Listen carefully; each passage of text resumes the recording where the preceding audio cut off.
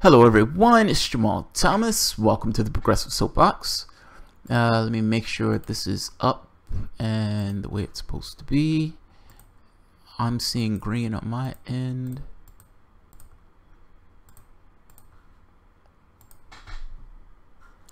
And good, the world is good. So I want to talk about today's political events. And I may be doing another one. Sorry, I'm checking my volume. I'm checking the volume. I'm using the sugary snack up top for this video. Essentially, nothing in it, empty calories. If you look at it too hard, it'll completely fall apart. And it's usually dancing on a cake the moment that somebody touches it. Democrats have been backtracking and moonwalking and popping and locking and doing everything that they could to talk about moving forward, as opposed to talking about the 2016 Democratic primaries and the rigging, the bombshell, shocking allegation of rigging. And it's not even an allegation. Everybody knew it. It's not even a secret. It's just so happened that Donna Brazile was head of the DNC. She was the chair of the DNC, meaning if anybody was to expose cheating in the Democratic Party or in the Democratic National Committee, particularly with regards to the election, was the place that she was ruling of. Ruling is too strong. That she was in charge of. Let's put it that way. Certainly a person who's in charge of the organization is going to know if cheating is in that particular organization when they're coming behind somebody else. I don't necessarily think she would have a reason to lie about it. She's been a loyal Democratic soldier for God knows how long. It was a shocking revelation, only because it was Donna Brazile that was the one that was saying it. Everybody else knew it. They are backtracking, and they are on message at this point, including company man Bernie Sanders. Company man Bernie Sanders. He's been given his papers, and Bernie Sanders has gone out there and dodged the question, essentially, and I'm going to show it. And we can talk about it after. Let me say this before I show the clips, because some of this stuff is shameful. Even Donna Brazile herself, and god damn it, Donna fucking Brazile, I did a video apologizing to Donna Brazile because I misinterpreted one of her tweets where she got her head right to some degree, because she sounds absolutely absurd trying to explain how when she said that the process was rigged, that it didn't quite mean that the process was rigged.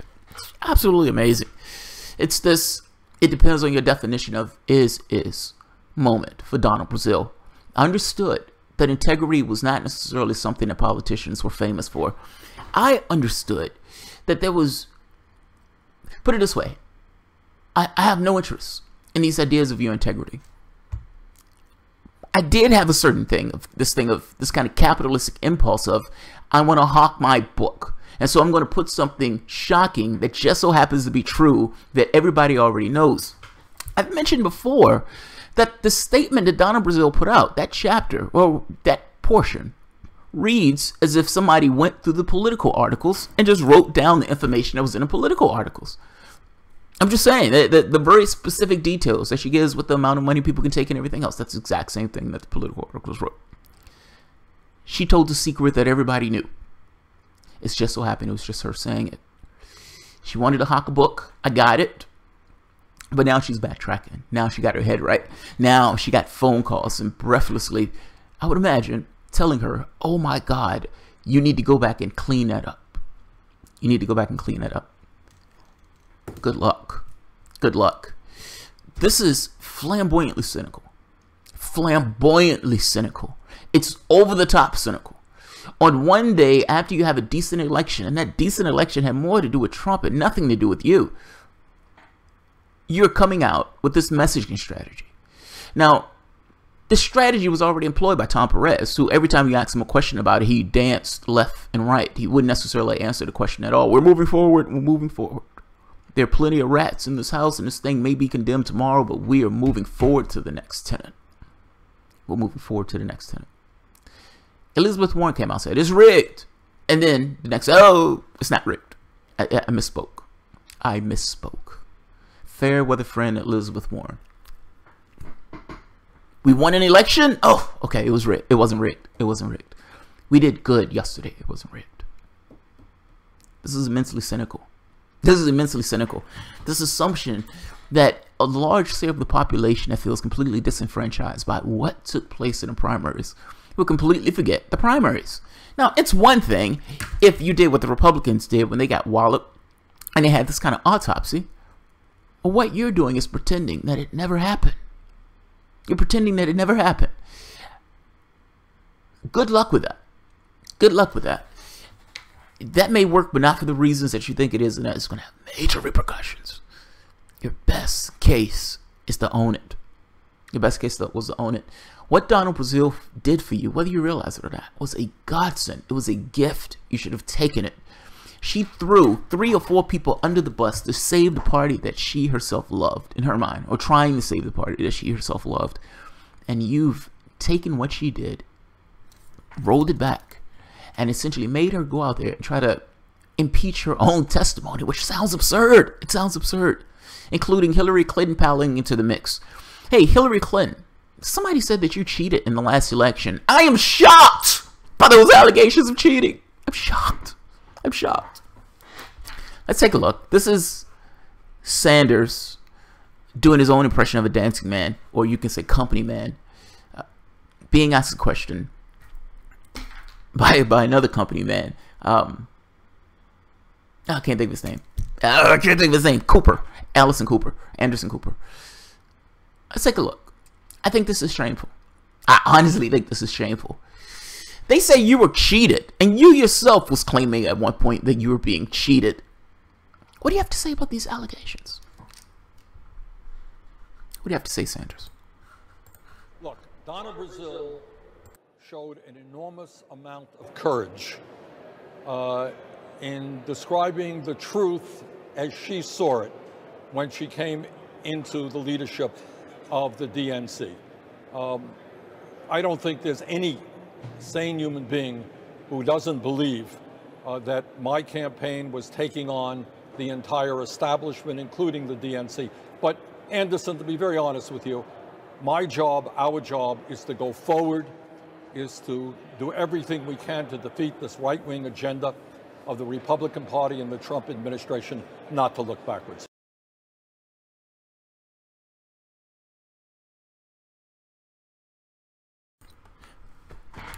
That's an interesting perspective. Meaning, for that perspective to be true, his perspective of establishment has to mean cheating. It has to also include cheating. That the establishment in and of itself, mean part of the apparatus of governance, or part of the apparatus that the Democratic Party was going to use to keep out that particular wing of the party, that quote-unquote progressive wing, included cheating. I am not that cynical, to be honest. I don't think I'm old enough to be that cynical. If I'm going to be in a contest and you're telling me that the contest is fair, then I'm going to hold you to account that the process is going to be fair. And pretending as if I am okay with the fact that cheating is okay is a great disservice. It's an immense disservice. How many people donated money to you? Millions of dollars. You're talking like $220 million. And you got on TV when asked the question about being cheated. He just put the question directly to you. And your response to that is, I believe that the establishment itself includes cheating. That the Democratic Party itself is perfectly okay with cheating. And that's just part of the establishment that I thought was going to be there.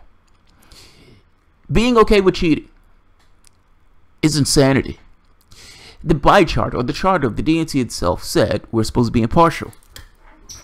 Every grinning idiot on television kept saying it's supposed to be impartial. And when bombshell revelations come out that says it was not impartial, it was nowhere near impartial, it was the furthest thing in the world for impartial, however bad you thought the cheating was, it was worse.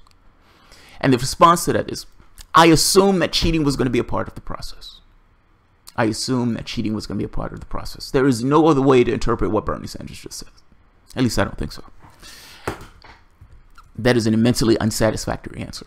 I'm sorry. Pretending as if something didn't take place in order to move forward with some kind of cooperation and attacking Trump. No, I'm sorry. You can do both.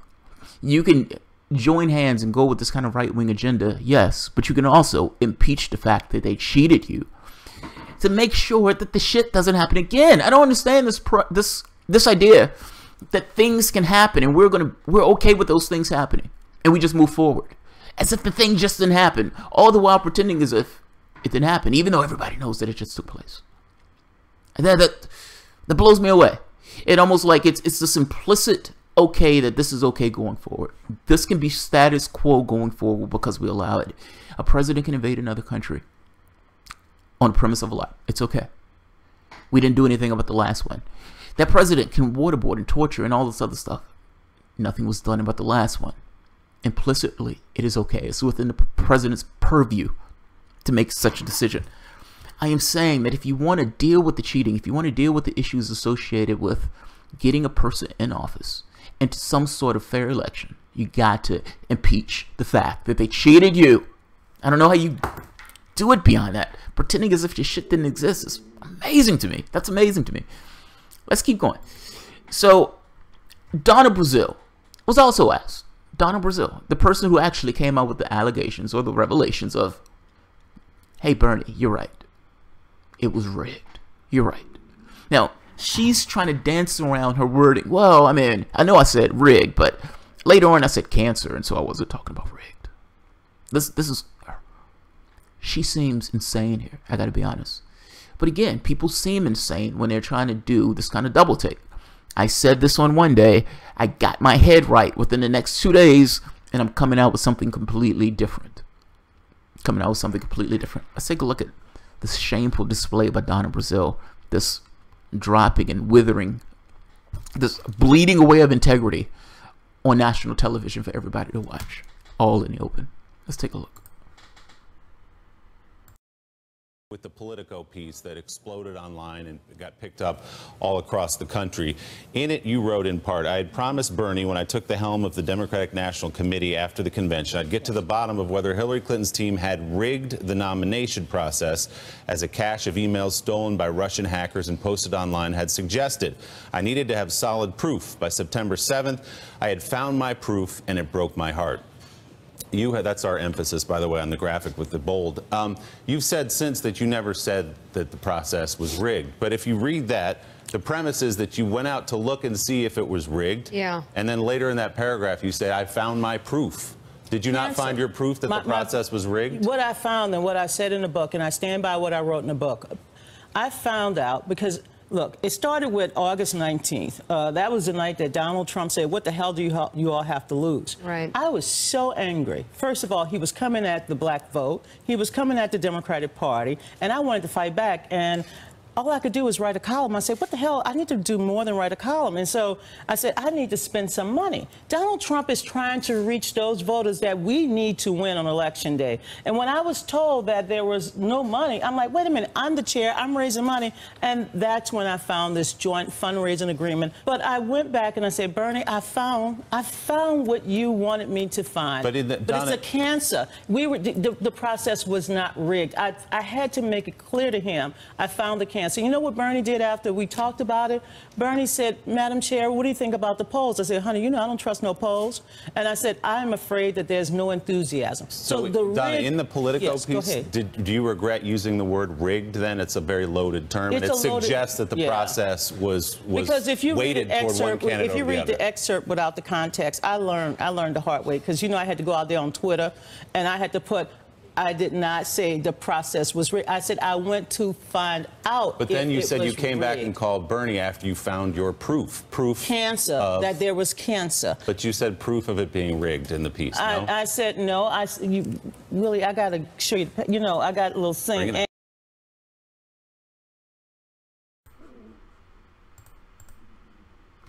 That looks bad.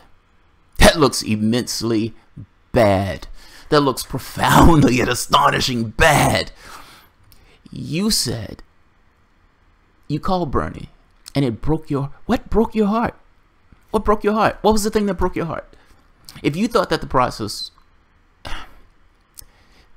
look, I've read the Politico piece multiple times. For Donna Brazile to say this is mind-blowing. And to read the document itself, anybody with eyes that can read the document, that can, Hillary Clinton had control over the apparatus. How are you having an impartial contest when one candidate is controlling the DNC? That's mind-blowing. That's mind-blowing. And for her to try to parse her words in this way of, I said I found the cancer. The cancer. No, I found the cancer in the DNC. What was the cancer? That there was a document, okay. But why was it a cancer, Donna? Your thought doesn't follow. Your thought doesn't follow. Why was it a cancer? It is a cancer because it was corrupting the process. It was corrupting the process. What you said earlier in the document was that Hillary Clinton had control of the DNC, particularly communications. You as the chair could not even send out a press release. That's fucking amazing. This is immensely cynical, man. Look, hats off to MSNBC for being indignant and asking the question multiple times. Because I think he's looking at this like everyone else, like, wait a minute. Your piece said rigged, and later on, your sentence structure implied that this process was rigged. Meaning the way you set your sentence up, it was backing up the term, the first premise, rigged. You might have used the term cancer, but early on you used the term rigged. And the way you made that structure of the sentence. Donna Brazile got phone calls. That's what I would imagine. They told Donna Brazile, you need to fall in line and get with the narrative. And that's exactly what she did. And that's why she looks like a complete lunatic right now. She looks like a complete lunatic. That's horrible and shameful. That's horrible and shameful. No human being should be on television doing that. None. It looked ridiculous when Bill Clinton was sitting there saying it depends on what your definition of is. That looks just as bad. That's her Bill Clinton's definition of is moment. I did not have sexual relations with that woman, Miss Lewinsky. Oh man, this is annoying. This is annoying. And where's the other one? So Elizabeth Warren is also on this list. Elizabeth Warren comes out. And they asked Elizabeth Warren, hey, was the process rigged? Yes! A few days later, I never said that. No. Well, she didn't say I never said that. She said, no, I don't think the process was rigged. Within a few days, Elizabeth Warren completely flipped her position. This is a narrative. This is what they're going by. And let's look at Hillary Clinton. Hillary Clinton's one is comical to me because it's so rehearsed. Let's just take a look. And when I say rehearsed, by the way, in some of the leaked documents, some of the information that was put out suggested, not just suggested, it was emails back and forth to some of these news broadcasters. They would submit information that they wanted that particular person to ask. They would say, hey, we want you to talk about this. We want you to ask this particular question. Now, whether or not this was rehearsed or not, I don't know. I would imagine, yeah, and I shouldn't have said rehearsed. That's too bad. That's too strong. Certainly this question was going to come up. And certainly she was going to have a response for the question. I love her response because it's the height of lunacy. Let's take a look. Brazile wrote a book. I know she's a longtime colleague of yours.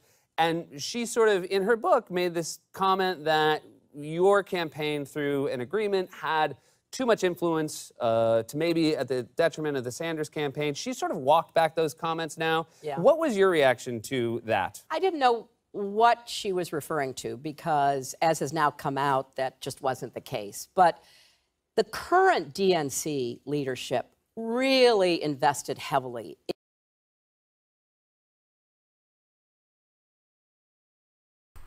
I don't know what that woman is talking about. That woman is lost her mind. I have no idea what she's talking about. None. Yes, my campaign signed an agreement giving us full control over the DNC during the primaries and the general election. That is true. But I have no idea what she's talking about. I have no expectation of Hillary Clinton to answer that any other way, if I'm being honest. Let's look at Elizabeth Warren. So Elizabeth Warren, do you believe that the DNC process is rigged? Elizabeth Warren's answer is... Senator, do you agree with the notion that it was rigged? Yes. Part of this analysis is she had already said, I agree that the process is rigged. Then she turns around and says, no, the process is not rigged. This is messaging. All of these people, for the most part, have gotten on the same page. I made this point, I think it was maybe a few days ago, when dancing with Tom Perez and Nancy Pelosi. And there's this guy, which I always just love because it warms my heart and makes me laugh. But let me ask you, have you spoken? We have so many people enrolling, Bernie Sanders? Have you spoken to Bernie Sanders? Tom, you're the head of the DNC. Have you spoken to Bernie Sanders since she made those claims? And Tom Perez is befuddled. He's befuddled. Everybody else wants to move forward. Tom Perez is befuddled. They've got no messaging. All of these guys are on the same page. We're moving forward. We don't want to talk about it, including getting Bernie Sanders, company man, sheepdog, to fall in line. Here are your walking papers. So here's your messaging, Sanders.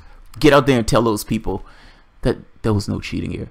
Now, to Sanders' credit, he didn't say nothing took place. He said, from her perspective, he's trying to make this very specific point. It's just the way he's making this argument is so tortured. It's so tortured. Here's the problem, guys. Here's the problem. This isn't going to work. I'm sorry, it's not going to work. I understand that you guys have come up with a strategy, but this is not going to work. This is Rasmussen. Just 32% think Hillary Clinton won the Democratic nomination fairly. Let me show this so everybody can see this. This is the poll that just came out. Even a lot of Democrats are wondering if Hillary Clinton was really the choice of the party voters last year following the release of a new tell-all book by Donna Brazile, former chairman. A new Rasmussen poll, National Telephone, and online survey finds that only 54% of likely Democratic voters believe Clinton won last year's Democratic presidential nomination. 27% say the party's electoral system was rigged against challenger Bernie Sanders, while 19% are undecided. Among all likely voters, just 32% think Hillary Clinton won her party nomination fairly. 47% say the Democrats' electoral system was rigged against Sanders. 21% were not sure. 42% believe Clinton is less ethical than most politicians. Okay, that's amazing. At that point, they're just hacking it at Hillary Clinton. The point I'm getting at here is this is already seeped into the public consciousness that you cheated. You are running a campaign against what people already know, meaning what their view of the world is. You're trying to change their particular perspective of the world. This is what we've accepted as being true. This is what our reality has told us is true. And the Democratic Party is running counter to reality. They are post-reality at this point. And you're going to, yeah, good luck with that. Just to show another poll while we're looking at polls.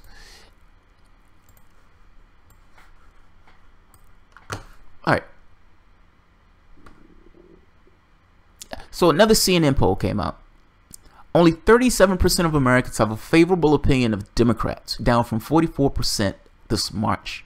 A majority, 54%, have an unfavorable view, matching their highest mark in polls from CNN and SSRS, stretching back to 1992. All of these are at the bottom. Another poll. Let's see. I can show this one. Democrats want to ditch their leaders and move to the left, and they're right. Democratic voters apparently know that, well, let me just read the top. A new poll shows that most Democratic voters want the party to move to the left with new people in charge. In other words, they want a political revolution.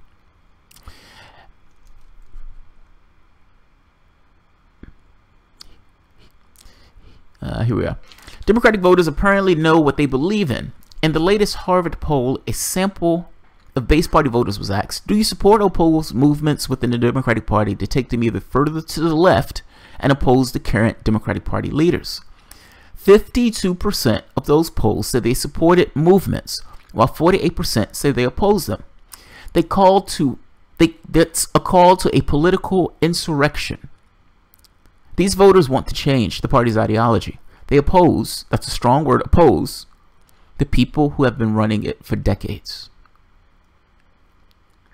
Now, I'm getting at a point. In one of the exit polls that came out in Virginia, Virginia is a diverse state. You must understand that. It's a purple state, but when you get into Fairfax, you get into Northern Virginia, you're talking about an extraordinarily diverse state. We had a Democrat already in office, McAuliffe. The guy who exceeded him for the most part was just another corporate Democrat. But you had a lot of people surge through the polls because those people were terrified. The Republicans started running this kind of racist campaign, or this dog whistle campaign. You can scare voters. Don't get me wrong. It does work, particularly when people aren't necessarily disengaged and you scare people back to the polls. But that had everything to do with Trump and nothing to do with you. Meaning those polls that show you have a 37% favorability, Republicans is only at 30%. People like Ted Cruz is in the Republican Party. Ted Cruz is not necessarily an extremist in the party itself. That's the party. He's the party. 30%. You're only 7% from those guys. That should tell you something. That is a big fucking deal. This is a cynical approach to pretend as if your base doesn't exist. And to pretend as if all of these people who see exactly what took place didn't take place. You're running counter to reality. Not just the thing that actually happened, but the reality that these people understand and know to be true. And that is not necessarily going to succeed. Your choice in this, and the reason why I said this is immensely cynical, is because they understand that the public, for the most part, wants them to move to the left. They understand that the reason why they've lost as much is because they're not trusted. They understand that people understand that they're cheated and everything else. They get it. They absolutely get it. They've made the decision that it doesn't matter. That ultimately, people are going to put them in that office. Not because of who they are, but because of who they're not. Meaning, when the next election comes around in 2018, they're going to use this Virginia election as being saying, hey, status quo forever. We can be status quo. We can stay status quo. People can know we cheated. People can know all of this stuff. And ultimately, they're still going to go to the polls and vote for us because they're terrified of Donald Trump. That is a cynical position. That has nothing to do with governance. That has nothing to do with representing the interests of the people who vote for you. Because at that point, you don't care about the people who vote for you. Why should you? They're not voting for you. They're voting against the other guy. There's a massive difference in those things. Let's take a few comments.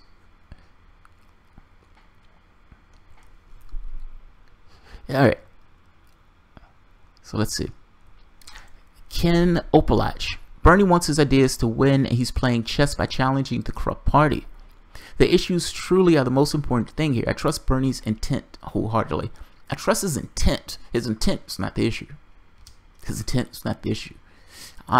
Look, I give him the benefit of the doubt in the sense of saying he's playing chess, quote unquote. Everybody thought Obama was playing chess too, but okay, Bernie Sanders is playing chess. You trust Bernie Sanders wholeheartedly.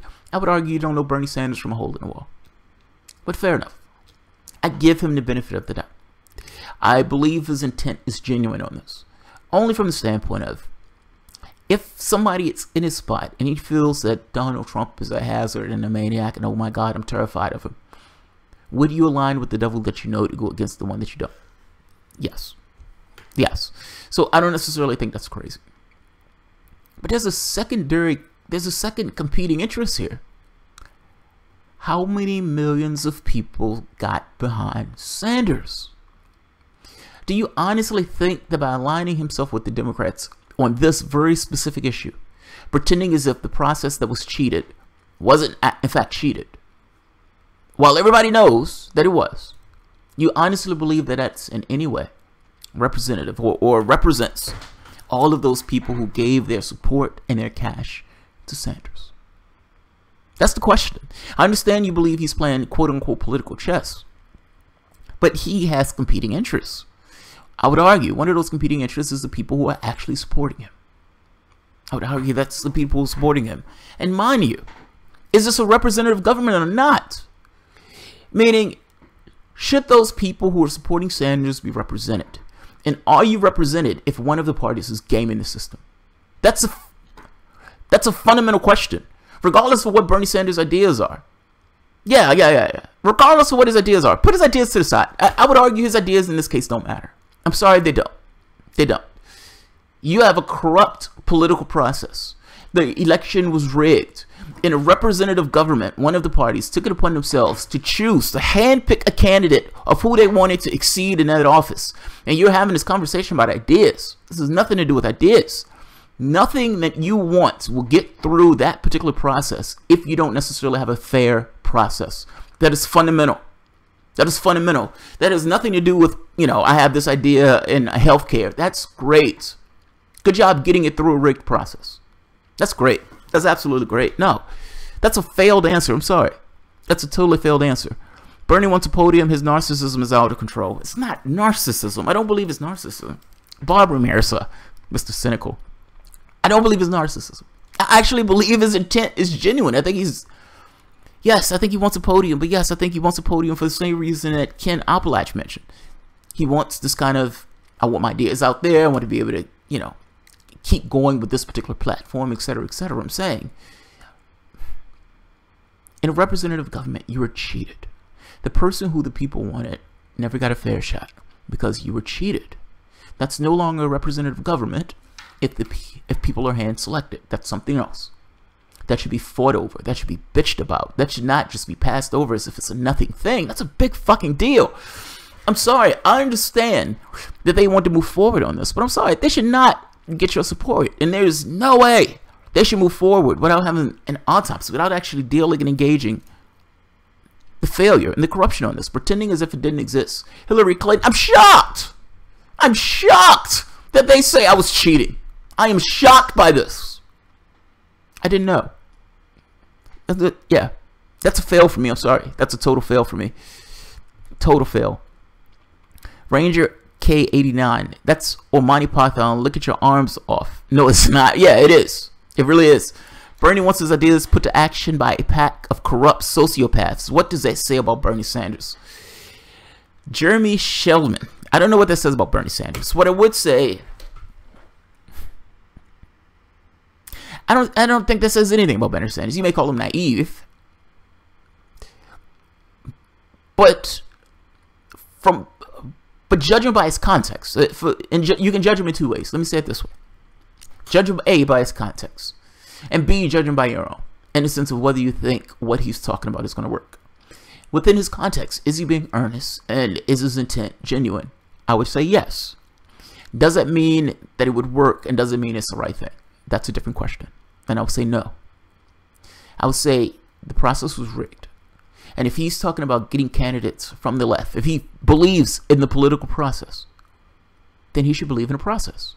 You should have a process, not a party hand-selecting the person who they necessarily want to exceed into that office. That's a problem. That's an immense problem. Sweeping that under the rug is immensely problematic and is a wrong approach. Trudy, hashtag still Sanders. Yes, I'm still Sanders too. I'm just saying it's a no, that's a fail. Elon Deflance, you naysayers don't deserve Bernie. I don't know what that means. Ranger K89. Wow, so Sanders is winning by lying for the corrupt DNC and jumping through all the hoops. I'm curious, what would it take for you not to trust him? Can this not, and maybe this is my thought on this, you can disagree with a person's, you can put it this way, you can disagree with a person's actions, and you can also judge their intentions, if that makes sense. Those things are different. I don't like this idea of pretending that cheating didn't take place, and that this long, elongated process of voting and everything else, this charade that took place. I don't like pretending that that's indicative of a representative government. I don't like that. You've selected a candidate that you wanted to exceed that office, and that candidate got beat by a reality show host. Now, all the damage and the chaos that's going to take place to this country is a direct result of what took place in the Democratic primaries. It is a big fucking deal. It is a loss of your republic. That's the point I'm telling you. Sanders sweeping this under the rug is a fail for me. It's an outright fail for me. It's a fail for me because I disagree with his actions. Whether I take his intent as being dark is a different question altogether.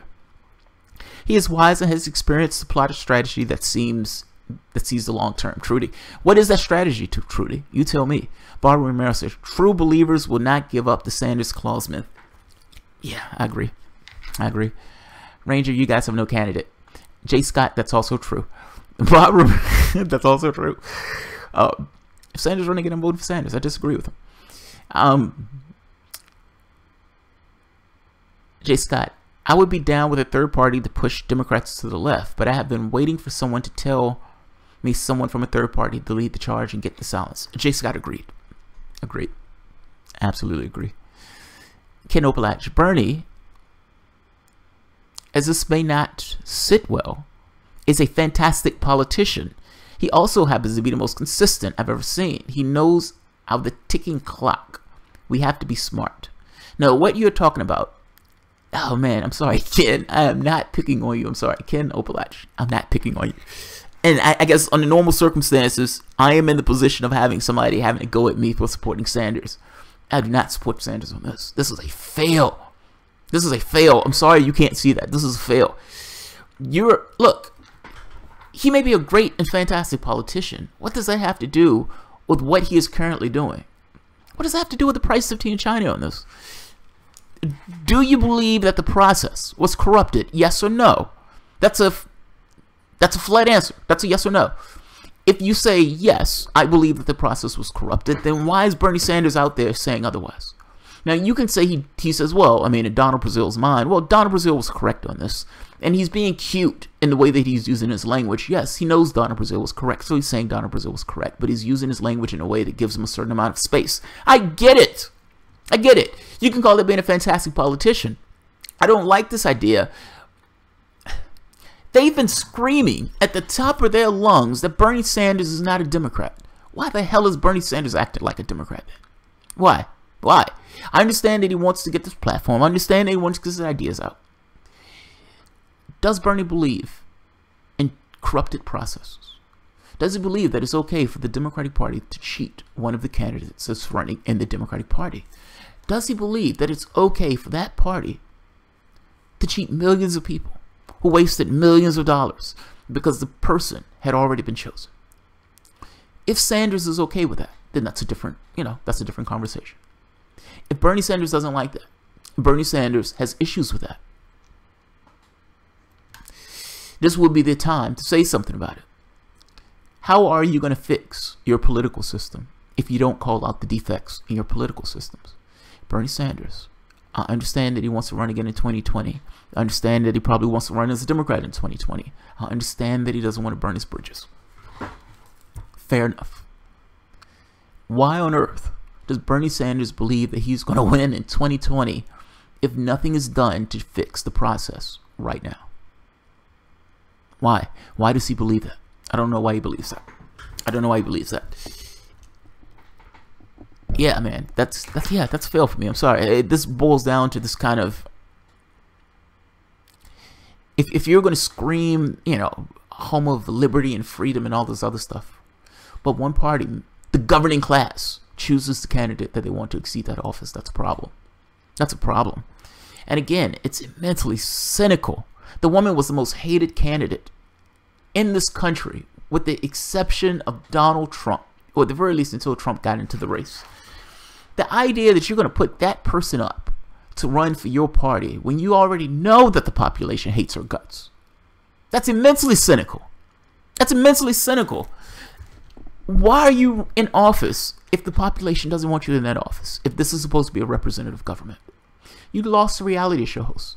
At the very least, what you can say about Donald Trump is he was chosen by the public. That's one thing you can say about Donald Trump that you can't say about Hillary Clinton. Fucking amazing that Bernie is co-signing this. That's my point. Nina Turner is the president of Bernie Sanders. Ken Opalach. All right, man. I'm going to find another question because I keep picking on you and I don't want to pick on anybody. Bob Ramirez. How about a candidate with the most policies like those Sanders, mouse, but that people actually get to vote for? Yeah, People's Party. People's Party. Okay, Ken Opalach. Nina Turner is the president of Bernie's movement. You got to give him a chance. We wouldn't even be talking here if it weren't for the surprise candidates of Bernie Sanders. I know. You're making my argument. I get it. I get it. You're making the argument that I've made multiple times. That has nothing to do with this. This is a very specific contextual conversation about whether or not Bernie Sanders is okay with being cheated. And if you're not even willing to call out the fact that you yourself was being cheated, what the fuck is the point? When Al Gore was running against George Bush, that nincompoop, and Al Gore didn't even want to contest Florida. Didn't want to contest it. Left it alone. You had all of these people saying they've disenfranchised us. Hundreds of thousands of African Americans, and they couldn't find one Democratic senator to co-sign saying, yes, we need to look into what took place in Florida to determine whether or not the vote was legitimate. No spine whatsoever. Couldn't even get him to contest his own vote. Now, if you're talking about a goddamn political revolution, if that's what you're saying, Bernie Sanders wants a bloodless revolution. That doesn't happen. I'm sorry, that doesn't happen. I don't know what that is. And by bloodless, I don't necessarily mean people taking pitchforks and knives and guns. I don't mean that way. I just means he wants this passive, everybody is kumbaya, this is the age of Aquarius, and yet we're going to have some kind of revolution. And the idea of a revolution is a sea change. It's something that's fundamentally different than what went before it. And this idea that he's not willing to call out the cheating that's in the apparatus itself, that is minor. That is minor. I would even argue it's fundamental. I would even argue it's completely fundamental. It has nothing to do with whether or not Sanders would have been the one that got us here. If Bernie Sanders run in 2020, I'm voting for Bernie Sanders.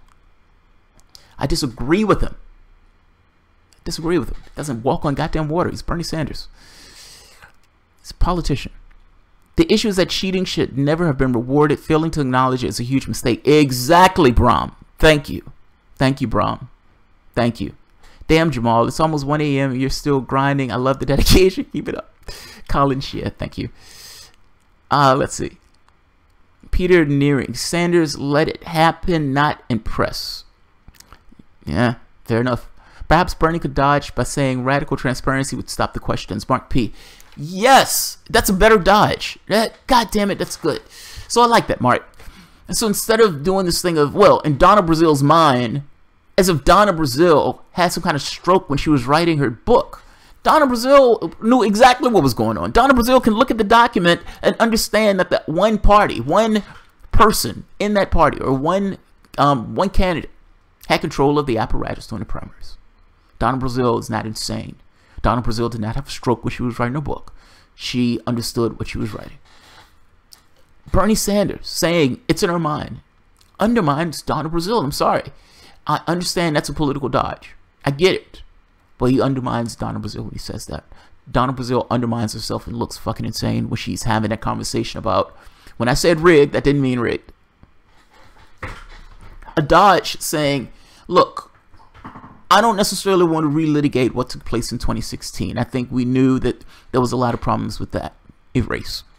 However, if we get rid of superdelegates and we have this kind of radical transparency with the process, I think people will feel more in line with voting for the Democratic Party. That's your answer right there.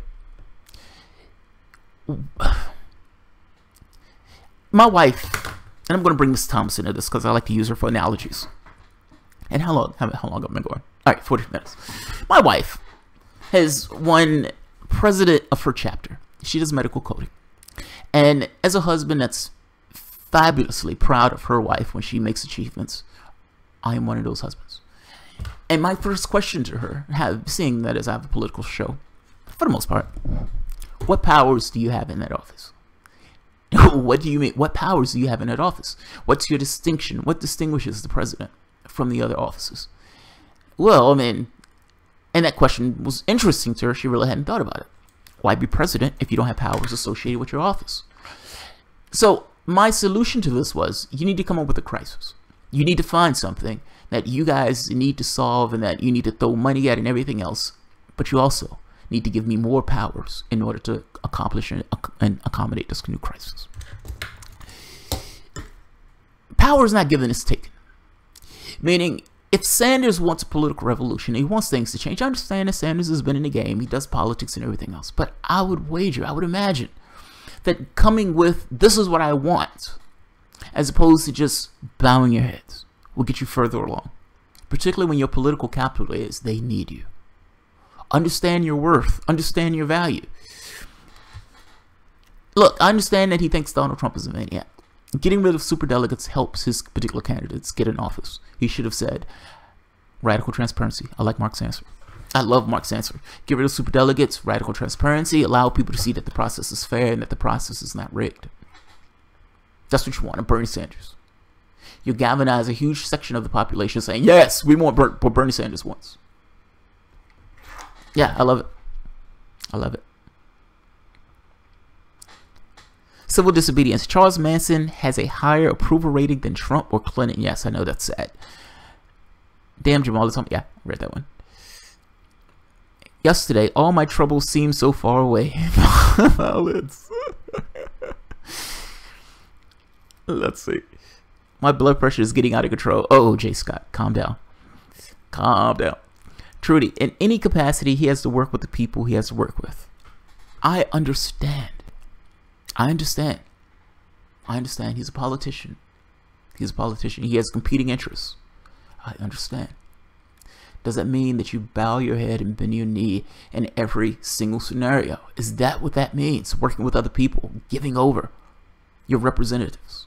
I don't think that's what that means. There's a massive difference in those things. You represent your interests, and yes, you work with those people. They're competing interests. But in every scenario, you bend the knee? I want a political revolution, except at the times that I don't. Jeremy Shellman. Bernie wanted a political revolution that led back to Hillary Clinton and right back to the DNC. Timothy Kopat. Why not someone new and younger? Nobody out there. Bob Romero. So, moo, everybody. Right back into the DNC corral. You know, the funny part is, both things can be true. You know that, right? Reality. Look, man, I was going to do a Star Trek episode talking about the strangeness of reality that we're stuck in. And politics doesn't, I guess it often coincides with philosophy. It doesn't necessarily hit it head on, but, well, I guess the kernel of it, it's supposed to ideology. We are washed in perspectives. And we don't necessarily always know what perspective is right. And you can make a perspective, you can make an argument that within the margins, within certain margins, all of them to some degree have a certain amount of validity or validity to them. It is true that Bernie Sanders is trying to sheepdog people back to the Democratic Party. That's flat fact true. Bernie Sanders has said it himself. It may also, however, be true that Bernie Sanders is honest about challenging this kind of class warfare thing. I mean, the man calls himself a socialist. I would imagine he's living in a capitalistic country. It probably grinds his gears. Both things can be true. Both things can be true. I often hear arguments where people act as if one or the other. Most things are just a matter of degrees. At what point does something become gray? At which point does something become blue? Personalities, the things that people are trying to accomplish. Insofar as those things match up with the real world, you can say that's true or false. Everything else is somewhere in between. Everything else is somewhere in between. You can have competing things, competing interests. You can have things that both things are true. You can have multiple perspectives where every last perspective that's associated with it is true. You choose at a certain point. You choose. It's just not that easy to say one or the other. That's all. Luca Clemente. Notice how you never see the tops of Jamal's ears. Yes, you do. Sometimes I have my Federo on. Trudy, I think he acknowledges the cheating by saying everybody knows. Yeah, I understand that, Trudy. It's a political answer. I'm just saying, why are you giving a political answer?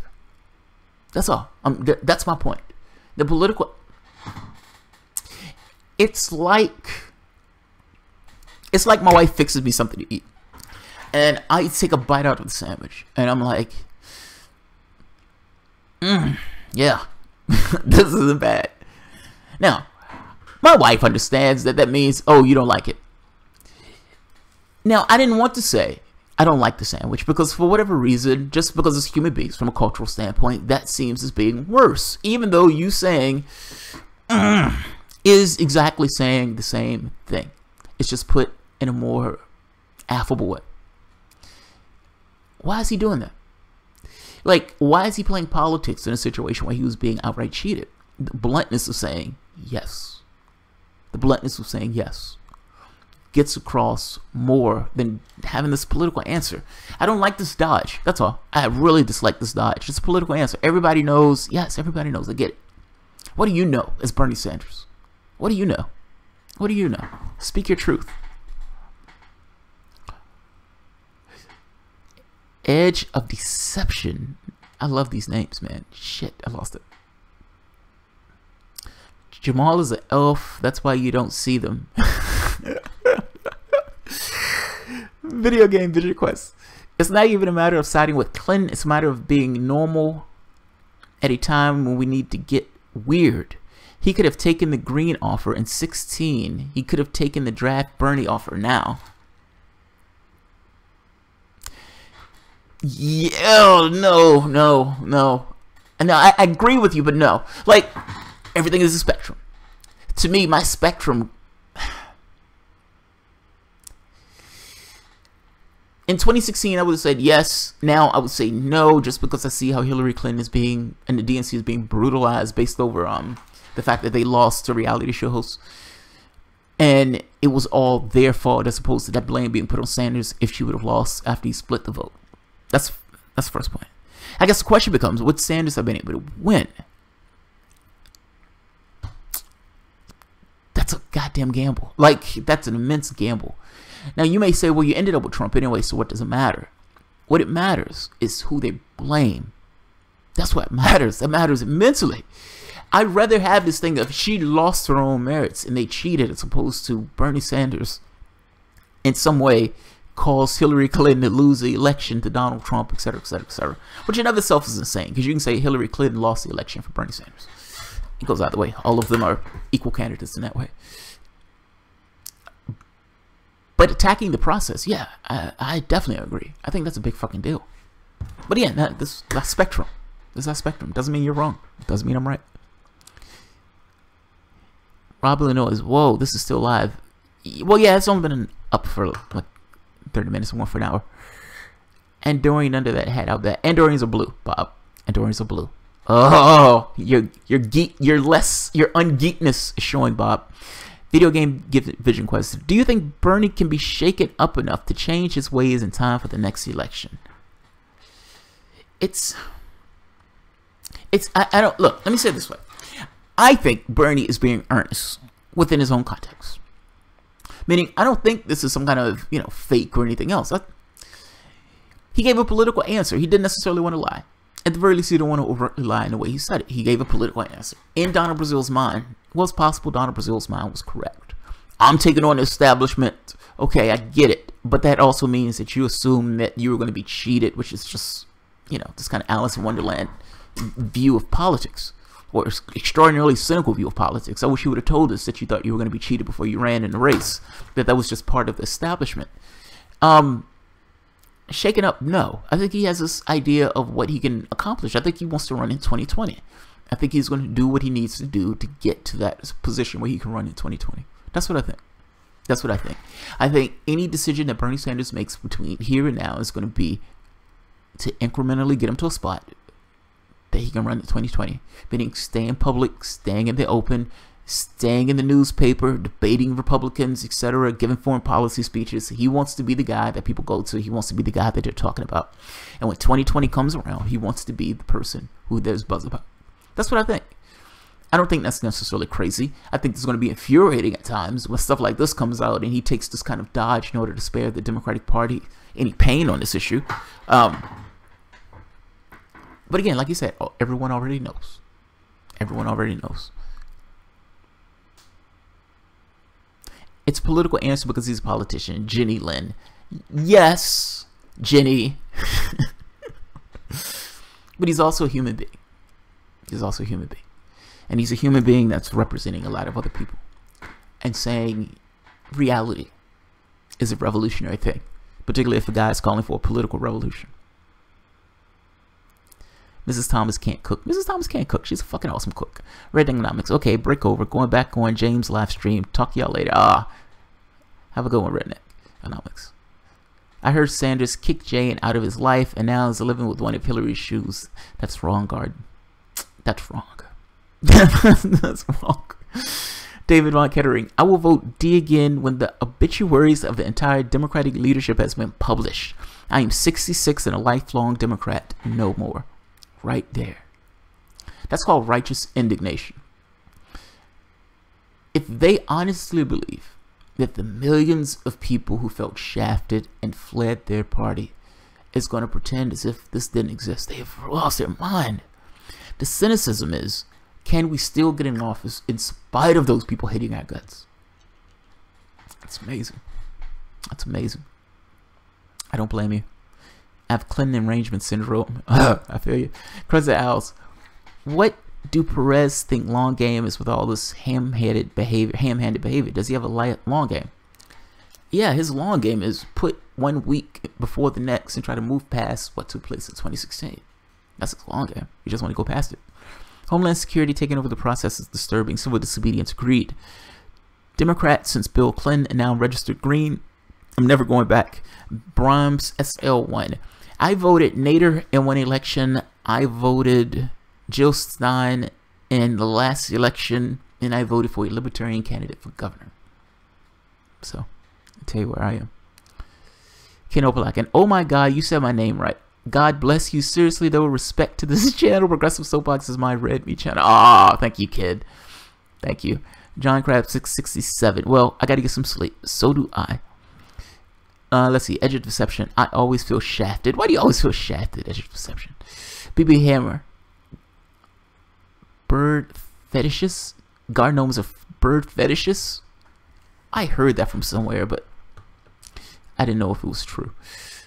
This channel rocks. Brom SON. Ah, thank you, Brom. Kisses on the ego are always nice. Mark P. Australian here. Apparently, the United States government already contribute more per head of GDP on healthcare than us. Yes, that's true. We pay more, like 4 times more than anywhere else in the world. And we don't have universal healthcare, by the way. We still have people going bankrupt because of healthcare bills. And if I'm not mistaken, 28 million or so people still are without healthcare.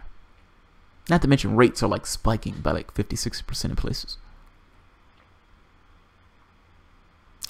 Rob, Illinois. Look, Jamal, the primaries were rigged and we just have to accept it. I love fascism. And I just want everyone else to be open to fascism so it can just be out in the open. And Jamal is a fan of Supernatural. I fucking love Supernatural. I can do a show purely on Supernatural by itself. Don't get me started on Supernatural, man. I love Supernatural. Absolutely love it. It is amazing. That show is amazing. There's one of my favorite scenes is when Castiel first makes his appearance on the show. And yes, I am a fanboy. Castiel, Dean is dragged out of hell. Now, this is an amazing thing because they knew demons existed, but they had no concept of angels. They had no clue that angels existed in that universe. And Dean goes to hell. Dean gives his life for his brother. Oh, epic sacrifice. And in hell, Dean is tortured. He's ripped to shreds by hell beasts and dragged to hell. The awesome part of this particular season was that the entirety of the season, the last season, Dean sold his soul to the devil. They gave him, not the devil, to a demon. They gave him 1 year. Usually they give people 10 years. They gave him 1 year. He wanted to bring his brother back from the dead. He saved his brother's life.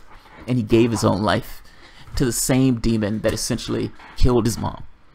Now, the awesome part of this, the entirety of the season, they are trying to essentially kill the demon that has the contract to save Dean's soul. And yes, I've gone into Supernatural. I'm sorry. This is awesome. Yeah, you set me off. You've set me off on this. And as he's doing this, like the entire season, he's trying to save his life. As it gets closer and closer to the edge where that contract is up, he can start hearing hell beasts. He can hear hellhounds. Nobody else can see them, but he can hear them.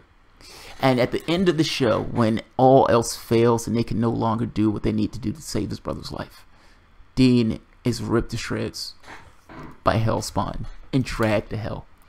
And the show ends with him in a cage screaming for his brother. Oh, that show is fucking awesome. He's pulled out of hell by an angel with his brother drinking demon blood to get abilities in order to try to save his brother's life, murdering demons and people along the way. And as Dean is dragged out of hell, Castiel comes to him and he says, I am an angel of the Lord, and I have dragged you or saved you from perdition. Oh, this show is fucking epic. Yeah, that show is epic. That show is absolutely epic. Yeah, Carry On, Wayward Son. Yes, Chicago. But BB Hammer, I've been called a nihilist just for saying that I won't vote for Democrat or GOP. I don't see anybody worth voting for right now. All right, yeah, let's go back to politics.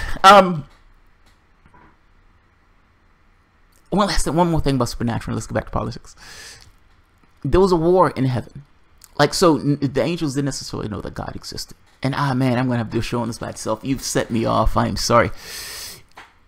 one of the angels, one of the generals, he's an archangel. Archangels are immensely powerful. Like they're mind-blowingly powerful in the show. And Dean captures one. And as Dean captures this angel, Dean is talking shit to this angel. This is this immensely powerful being, and because this thing is locked in a cage for a period of time, Dean is just popping off at it. And with all of the compassion in the world of this ape, you know, saying these bad and, you know, giving these slurs and everything else, he's like, you're living in a godless world, boy. You're living in a godless world. Do you understand the situation to which you've been presented with? Yeah, that's a mind-blowing show, man. This show was awesome. That show was absolutely awesome. Dude, you're not a nihilist. Supernatural is slightly creepy. It has some moments. But fucking amazing show. You're not a nihilist. You're not a nihilist. You've looked at the situation. You've assessed it and said, nothing changes by voting for the same people who I've always voted for. If I've always do what I've always done, I've always get what I've always gotten. This is one of those just kind of flat fact things. You consistently put in crooks in that office, and you're shocked at the results of putting crooks in that office. I think it's a principled stand to say no. I think it's a principled stand to say no. Now these guys are just, you know, they like this kind of soothing status quo, as if status quo is going to last forever. If status quo is awesome. They bitch and moan about corruption. They bitch and moan about the way things are, but they continuously put the same people in those offices. Stop bitching. Own it. If you're going to vote for Hillary Clinton, if you're going to vote for Al Gore, if you're going to vote for Joe Biden, own it. I like the world the way that the world is. I'm going to allow the world to continue to be this way. Otherwise, do something different. It starts with no. It starts with no. Mark P. Jamal was talking about governments share all of healthcare. You guys pay more. Yeah, we do pay more. Yeah, we pay like 4 times more. I mean, the number of people who get bankrupted is by itself, man. I mean, you had a president push through his quote-unquote healthcare plan. The market-driven solution to healthcare. This is, mind you, this has nothing to do with what was best for the public. This has everything to do with ideology. This is pure ideology at work. We need a market-driven solution to healthcare. We're going to maintain the healthcare markets, and we're going to put those markets in, and we're going to do this and that, and change this regulation and that regulation. You have all these moving parts, and magically at the end, people are going to have better healthcare. It's going to be a win-win. It's going to be a win-win. Your rates are spiking in one state after the next. You understand that? And you still have, after all that time spent and all the political capital lost, 20 million or so people still without health care right now at this very moment. The reason why Republicans can attack this so effectively is because the healthcare plan is not only popular, it's popular in compared to what Trump is putting out. But that's like, come on. It's like Kramer and Seinfeld talking about how awesome he was at karate, and you find out he's beating up kindergartners. It's like, come on, that's nothing to brag about. It's nothing to brag about. People are still going bankrupt. People are still without healthcare. Millions of people are still without healthcare. You have the richest country on the planet, and you're paying more for healthcare than anywhere else in the world. Right now, if Trump makes the decision to not put the payment on, people are either going to lose their coverage, or their coverages are going to spike more than what the coverages were spiking before. People have this unflattering option of saying, I'll just take the penalty, or I'll pay the extra amount for healthcare. And that's nowhere to be. That's nowhere to be. Yeah. Absolutely. BB Hammer, that's the problem with modern medicine. I swear the doctors in Canada are trying to kill me with every procedure they have. I say no. Then they cave and say I'm right. That's funny. That's funny. My favorite show right now are The Exorcist and The Orville. I haven't seen The Exorcist, but The Orville is fucking awesome. Yeah, The Exorcist is awesome. Oh, yeah, we can't get into sci-fi talk, man. We'll be here all night. I am a sci-fi fanatic. I'm a sci-fi fanatic. Alright, fine, let's go into something else. Let's talk about something less morbid. Yeah, let's talk about something less morbid.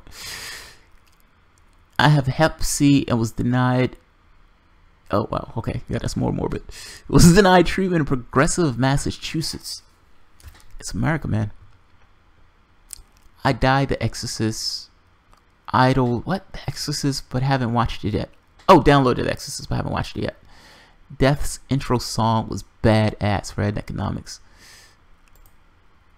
Supernatural and the new Orville were on tonight. I have yet to watch both. I didn't know the Supernatural had a new season. Oh my god, yeah, I have to check that out. And the Orville too. I love the Orville, man. the Orville is essentially Star Trek. I'm surprised that the Orville wasn't sued. I gotta be honest. I am so surprised they weren't sued.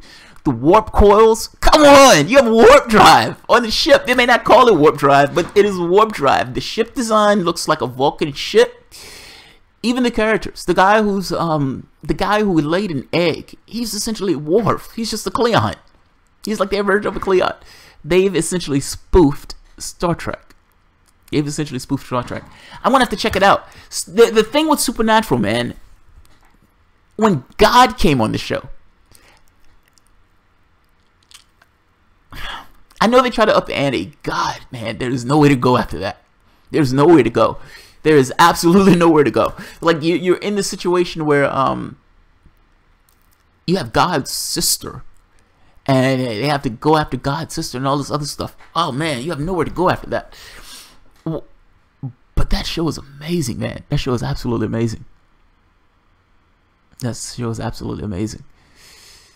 These vampire soap operas go on forever, don't they? I love vampire soap operas. Still disturbed about Dark Matter being cancer. I saw a few episodes of Dark Matter, but I haven't really seen it. The Darkness, oh God says. Don't knock the vampire soap operas. Tell him, Brom. Yeah, tell him, Brom. I like, look, I am a vampire fanboy. At my white, I love True Blood. Bill Compton. I wish I can do a southern, like a deep southern accent. I would. That would be the only way I would talk. Bill Compton, man, is amazing. Let's talk about love. So, people give this definition of love, or if I really give a definition of love, usually it's this thing of utility.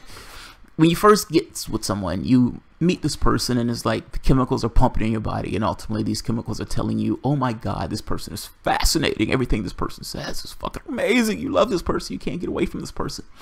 And then after maybe a few months or a couple of months, it's not there. It's different. It's not that it's different. It's just those chemicals went away.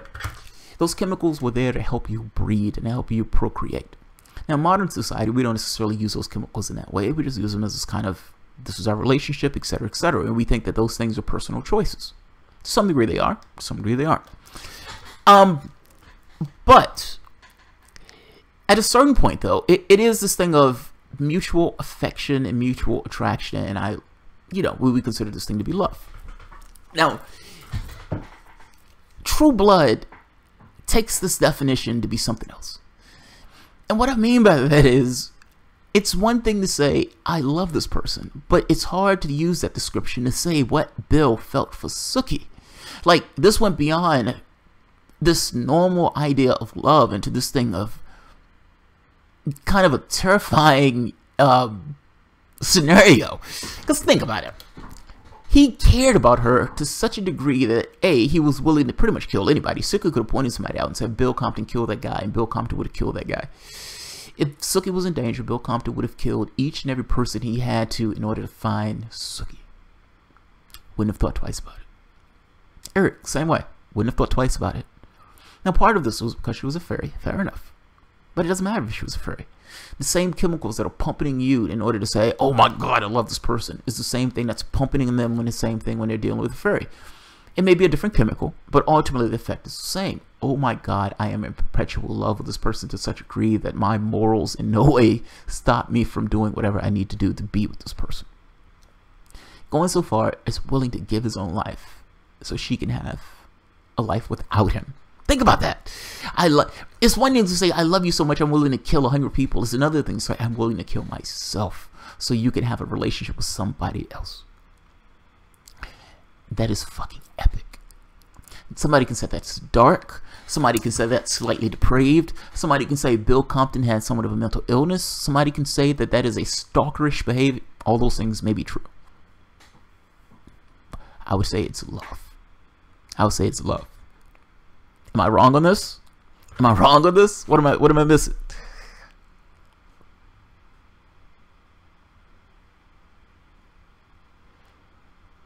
Oh, you guys are talking about healthcare. Don better in the final season of True Blood still has me confused. Yes, it does for me too. It wasn't the best. Civil Disobedience. The only shows I watched that are current are Game of Thrones. Game of Thrones are amazing. And sometimes Fear of the Walking Dead mostly. I watch Yale and MIT, courseware from Yale and MIT. I haven't watched The Walking Dead. My wife has started on season 1. True Blood, nice. Reverend Newland and his wife were my favorite. His wife was hilarious. I love his wife. Because his wife, I would argue, is just the regular person. Like, when you interact with people who are in these religious denominations, they're religious to a point. They're religious to a point. The stuff is public facade. It becomes this kind of, this outer exterior. I've associated myself with this particular cultural group, and I'm going to take on the cues and everything else from this particular cultural group. Everybody does it. Everybody's relative to everybody else. Didn't stop her from having sex with, what's his name? God thinks Jamal wasn't a fan of the Grimm. Yeah, I didn't. My wife is. She loves Grimm. Look at Clemente. It must take 4 times to really get it, Aisha. Mark BB Hammer. Knew a couple who went to Scottish winter to Alice Springs in summer. They were ill for a week. Action. I lost interest in Grimm. Yeah, she did. She used to love Grimm. The whole point of her killing him was because he knew he'd be drawn together and use her furry powers so wouldn't be lured to vampires for second companion. I know that. I understand that. I understand that. So what? People do things that are out of self-interest all the time. Your society is the epitome of people working in self-interest. Your entire economic system is working in your own self-interest. Maximize your potential. Maximize your profit. Now, in normal interaction, it's human interaction. Bill Compton. What is in his best interest? He wants Sookie. That's in his best interest. It's just so happened that he loves her so much that he's willing to overcome his best interest for hers. I'm saying that's epic. I'm saying that is the epitome of this thing of that goes beyond what human beings would consider love. That's something else. That's fucking transcendental. I don't know what that's called. I don't know what it's called. She decided to keep her powers and killed him anyways. I know. I screamed. I was like, no. Bill was my favorite character from day one. I love Bill. Even when he became a god, I love Bill. Oh, Erica Donald. Thank you, Donnelly. Give him some love. Thanks, Erica. Yeah, I love Bill. That's Jacobson. Jamal, so what do you think of Thor? I watched it the day after you did. I like parts, but it kind of felt painted by numbers. I love Thor. I love that show. I loved it. It's strange. It was funnier than Ant-Man, which was a little weird from a tonal standpoint because it's a superhero movie. It subverted itself in the way that it went about its way. So, for instance, like the Incredible Hulk jumps out of the airplane, and you would think that Bruce Banner jumps out of the plane, and you think he's going to turn into the Hulk and he stays Bruce Banner. He hits on the ground. He gets up as the Hulk, but yeah, he hits the ground as opposed to just coming down with this kind of fury as the Hulk. Or Thor having a conversation with the guy about losing his hammer, and the guy's like, sounds like he has some kind of sexual fascination with that hammer. And Thor trying to explain, kind of like, The movie was good. I thought it was good. Let's talk about politics in that movie. So, one of the characters, the guy who was originally there before, where, when his sister came back, sister comes back, and, or let's say the movie starts, Thor needs to be pulled out of that particular realm. Heimdall is not there. Instead, it's some other guy. And he's there trying to impress the woman who is standing there with him. Thor needs help. Thor comes back.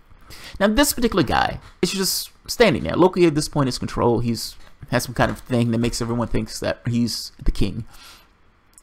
And Thor goes back. This guy comes running up. Now, this guy was a yes man to Loki. The sister comes back, and he becomes a yes man to her. In fact, he becomes her axe man. At some point, he has this redemption. He turns on the power structure. Now, assume for the moment that each person who was in charge, whether it was Thor's dad, Odin, whether it was Loki pretending to be Odin, whether it was Thor himself, or whether it was his sister, each one of those represented the government of Asgard. Think of it as the United States of Asgard. And to think of it as the United States of Asgard, this particular guy was given a job as a hatchet man. Now, in one case, he's doing one thing. In another case, he goes to the next thing in the next case. And he gets one job after the next, in the same way that you would get a job working as a policeman or as a hatchet man. I don't know what you call it. I guess in Saudi Arabia, it'd be the guy who chops off heads. But this guy, he's just an employed person. Like, ultimately, he's behaving the same way that you behave in the structure that you behave in. The cop does something illegal. You still behave. You know, you still do what the cop tells you. The government is corrupt. You still behave as the government tells you. You do exactly what the government tells you to do. You follow the power structure, even when that power structure is corrupt, even when that power structure is wrong, because ultimately the government boils down to this issue of force. Who has the most force? She could kill you. The people who decided that they wanted to resist was killed and murdered, just like people are killed by cops, killed by armies, and everything else. This guy, for the most part, is just the everyman. Now, I know people may look at him with a certain amount of scorn. I was somewhat sympathetic for him. Like, I saw him in this capacity. Like, certainly he didn't want to be doing this. He just wanted recognition for whatever. He just wanted recognition by the power structure. And people could say, well, yeah, but he should have been stronger than that. He should have resisted, and he should have just died like everybody else.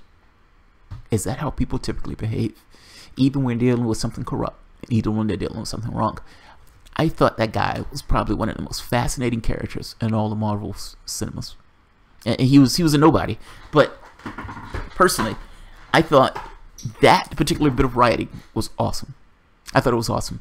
I know people may say, oh, he's just a yes man. But it goes beyond him being an yes man. He wasn't doing it because he wanted to. He was doing it because his life was at stake. He was terrified.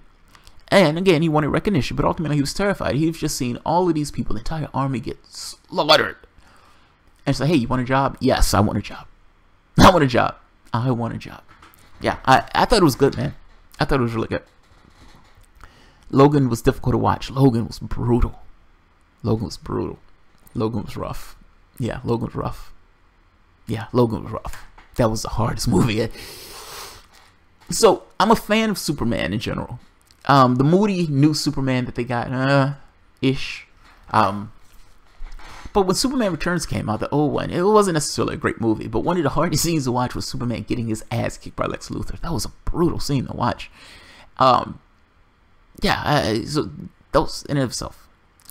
Logan had to be probably the hardest movie that I think I've ever watched. And it, you know, this idea that it's a fictional character and everything else, and I know you have documentaries included and all this other stuff. That's a brutal film to watch. Wolverine was my favorite comic book character growing up. I have Wolverine comic book 1, 2, etc., etc. I have his first appearance, I think, in 180 of the Incredible Hulk. Actually, I have a reprint. I think it's like A180 or 181, but one of those. I love the character. I thought the character was absolutely badass. He wasn't necessarily the strongest character, but god damn it, he had gumption. And yeah, I love him. I love this character. Hugh Jackman. My wife fawns over him, even though she doesn't necessarily want to own up to the fact that she fawns over Hugh Jackman. Plays that character. That's his character. He owns it. He owns it. Hugh Jackman will own that character to the day that he dies. And if they bring back Old Man Logan, Hugh Jackman will probably be playing Old Man Logan. Like, it's just his character at this point. Seeing Hugh Jackman go through that, oh man, it's brutal. And it wasn't even a fight so much. Like, the fights are one thing, but it's another thing where he's older. Like, it's like seeing like a 80-year-old getting his ass kicked. That's brutal. It's brutal. He still has some of his muscle mass and all this other stuff, but ultimately, this is a person who's gotten older, who's sick, mind you, by the way. And for the most part, is going based on will and just grit. It's a rough film to watch.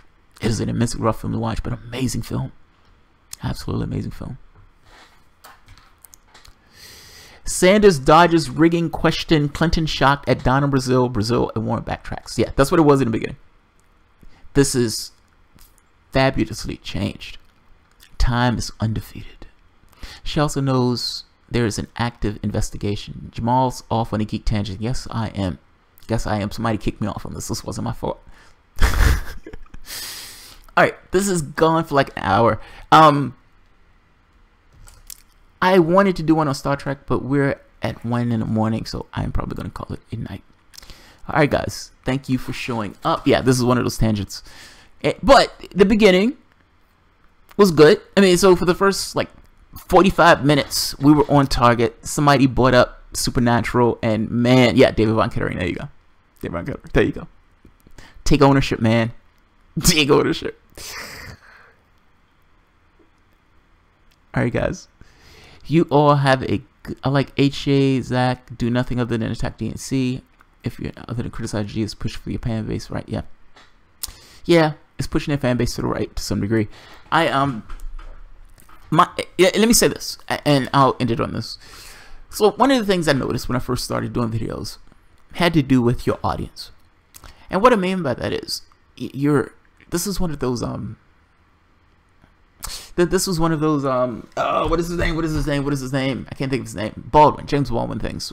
Well, he kind of makes this point of building your audience. He's having a conversation with a bunch of students or artists or writers or whatever else at a school, and he's telling them this kind of thing where you build your audience. Listen, you're building your audience. Each thing that you produce, each thing that you make, each word that you write, you're building your audience. What's the audience that you're building? That's a fascinating question. Now, in my case, I am to the left, but I hold my shape, or at least I try to hold my shape.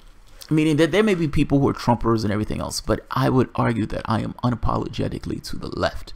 When I'm doing a video on freedom and I'm having this thing talking about capitalism real, I am unapologetically to the left. If you're going to unapologetically dedicate yourself to one task, I'm trying to say this immensely politely. If you're going to dedicate yourself to one specific task, then you're going to get that specific audience. Let me say it that way.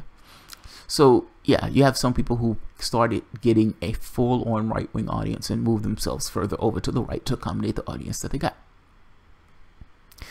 Now, that could have positive effects. I mean, one of the positive effects could be that you're pulling those people over to your decision. In H.A.'s case, he's an unapologetic Bernie supporter. Part of the reason that he's taken that tact, I would argue, is probably because of Sanders.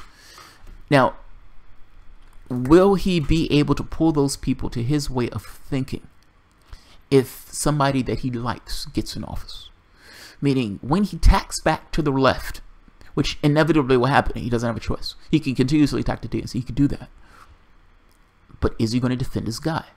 And if you're defending your guy, are those people going to be there with you when you defend your guy? I'm fascinated by that question. I was even fascinated by that question in my own channel. Because I would imagine got people who support Trump. And it's easy to be a critic in that sense. A little bit harder to defend. I defend Sanders all the time because I think his intentions aren't honest. If I didn't think his intentions were honest, I would maul Sanders alive, just like everybody else. I guess in this video, I guess I was. But yeah, the audience thing is fascinating to me. It's like your audience is to some degree a reflection of you and your content. It's not this kind of, this audience is coming out of the void. That's representative of who you are. So yeah. Yeah, he's funny. His position is tactile. His position is tactical. I agree. I understand where he's coming from. Lionel is just a perpetual face sitter. I don't know who Lionel is. Alright guys, I am going to end this. Thank you guys for joining. And like I said, for the first 45 minutes, we stayed on politics. At some point, we got into sci-fi. I have to be honest, I've been wanting to talk about sci-fi, so that's probably why we ended up in the sci-fi. This probably has everything to do with me using the circumstance. And I was going to do a video on sci-fi before I did this video, but I wanted to get this video out the way because it was late. I was thinking more Star Trek. I wasn't thinking about Supernatural. But whatever, Supernatural is great. I love it. So that's just as good. And I think I get just as excited, if not more, about talking about Supernatural. I will end it at this. Alright guys, if you enjoy the content, feel free to share, like, subscribe, and of course, you can always support the Patreon. Thanks guys.